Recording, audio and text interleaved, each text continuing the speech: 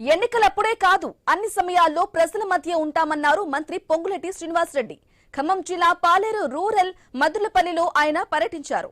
ఎల్లుండి సీఎం రేవంత్ రెడ్డి పర్యటన ఉండటంతో సభా ప్రాంగణాన్ని పరిశీలించారు.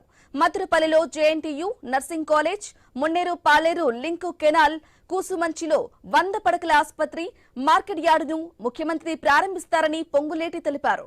362 కోట్ల రూపాయల అభివృద్ధి పనులకు శంకుస్థాపన చేస్తారని చెప్పారు. ఉమ్మడి ఖమ్మం జిల్లాకు సంబంధించి మున్సిపల్ ఎన్నికల సన్నాహక సమావేశం కూడా ఉంటుందన్నారు.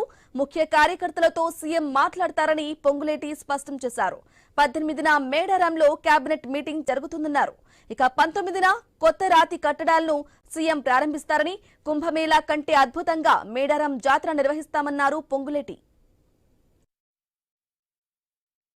సత్తుపల్లి, కల్లూరు, మదెర, వైరా, ఇల్లందు, ఎదుల్లాపురం, కొత్తగూడెం ఈ 7 ఒక కార్పొరేషను 6 మున్సిపాలిటీలకు సంబంధించిన ప్రిపరేషన్ మీటింగ్ కూడా ఇక్కడ ముఖ్య కార్యకర్తలతో గౌరవ ముఖ్యమంత్రి రేవంత్ రెడ్డి గారు కార్యక్రమం నిర్వహిస్తున్నారు. దానికి ఇప్పటికే ఈ మున్సిపాలిటీలు కార్పొరేషన్కి సంబంధించింది కూడా కమ్యూనికేషన్ చేయటం జరిగింది.